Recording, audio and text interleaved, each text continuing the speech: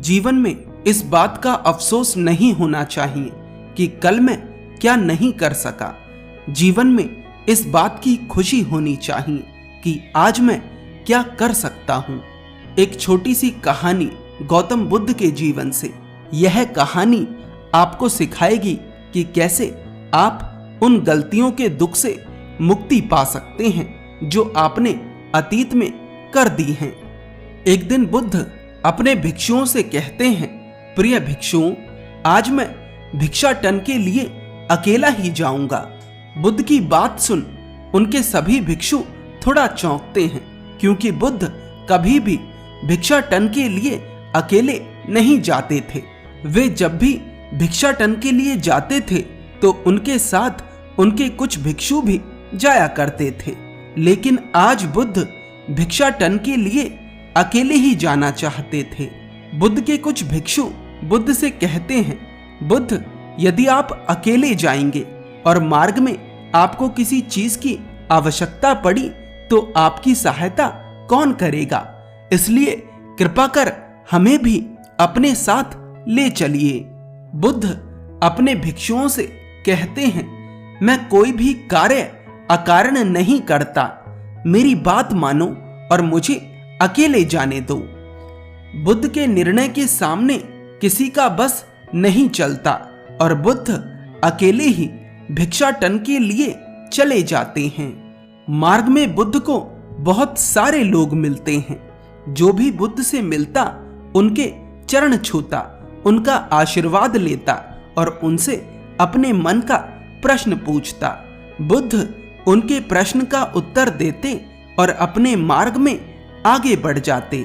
मार्ग में बुद्ध को एक व्यक्ति अपने परिवार से लड़ता नजर आता है। उस व्यक्ति ने शराब पी रखी थी। वह व्यक्ति अपने परिवार के सदस्यों को गालियां दे रहा था, अपनी पत्नी को पीट रहा था। बुद्ध भी उस घर के सामने से गुजर रहे थे। जैसे ही उस शराबी की नजर बुद्ध पर पड़ती है, वह उन्हें भी गालियां देने लगता है। वह उन्हें भी अपशब्द कहने लगता है। परंतु बुद्ध तो बुद्ध थे। वे गालियां नहीं लेते और मुस्कुराकर अपने मार्ग में आगे बढ़ जाते हैं। इस सारी घटना को उस गांव के सभी लोग देखते हैं। अगले दिन जब उस शराबी का नशा उतर जाता है तो उस गांव का एक बुजुर्ग उस शराबी के पास आता है और उससे कहता है, तुमने कल अनर्थ कर दिया। तुमने इतना बड़ा पाप करा है जिसका प्रायश्चित किया ही नहीं जा सकता। वह शराबी उन बुजुर्ग से पूछता है, क्या हुआ? क्या किया मैंने? मुझे तो कुछ याद नहीं। वह बूढ़ा व्यक्ति उस शराबी से कहता है, तुमने कल बुद्ध को गालियां दी, उन बुद्ध को जो पूरी मानव जाति को कल्याण का मार्ग दिखा रहे हैं। तुमने कल इतना बड़ा पाप किया है जिसका प्रायश्चित तुम 100 जन्मों में भी नहीं कर सकते।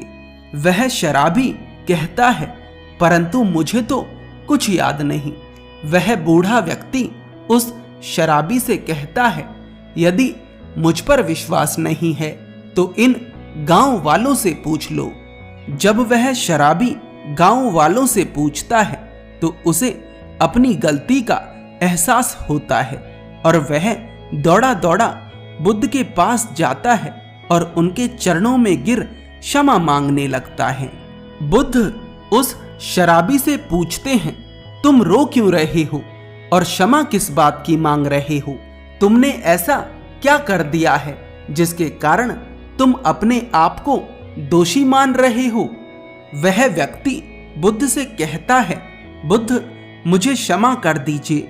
कल मैंने आपको गालियां दी, अपशब्द कहे, लेकिन मैं उस समय शराब के नशे में था।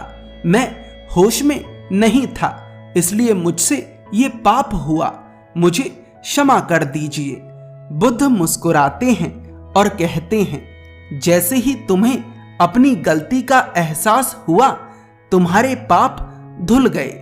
और तुम्हें सच बताऊं तो मुझे कुछ याद नहीं कि तुमने कौन सी गालियां दी थीं, कौन से अपशब्द कहे थे, लेकिन तुम कहते हो तो मैं मान लेता हूं। मैंने तुम्हें क्षमा कर दिया है, अब तुम खुद को भी क्षमा कर दो। वह व्यक्ति बुद्ध से पूछता है, पर बुद्ध ऐसा कैसे हो सकता है कि कोई व्यक्ति अपने अपमान को भूल जाए? बुद्ध कहते हैं, अतीत में जो हमारे साथ हुआ है, चाहे वह अच्छा हो या बुरा, हम उसे 1% भी नहीं बदल सकते। और जिस चीज को हम 1% भी नहीं बदल सकते, उस चीज के बारे में सोचकर हम अपनी 100% ऊर्जा को क्यों बर्बाद करें? सवाल ये नहीं है कि हम अपने अपमान को भूलते हैं या नहीं, सवाल ये है कि क्या अपने अपमान या सम्मान को याद रखना सार्थक है? क्या ये हमारे जीवन को रूपांतरित कर सकता है? क्या यह हमें वहां पहुंचा सकता है जहां हमें जाना चाहिए, जो हमारा लक्ष्य होना चाहिए, जिसे बदला ही नहीं जा सकता? उसके बारे में सोचकर अपने वर्तमान को नष्ट करने में क्या फायदा? वह व्यक्ति तो बुद्ध की बात समझ जाता है, लेकिन क्या आप समझ पाए? गौतम बुद्ध के जीवन पर आधारित अगर आप इस ईबुक को प्राप्त करना चाहते हैं तो वेबसाइट का लिंक डिस्क्रिप्शन में है। इस ईबुक में गौतम बुद्ध की पूरी जीवनी सरल शब्दों में है और 7 ऐसे चैप्टर हैं जो सभी गलत धारणाओं को तोड़ते हैं जो अब तक लोगों ने बुद्ध के बारे में बना रखी हैं। यह कहानी आपको कैसी लगी हमें जरूर बताएं। धन्यवाद।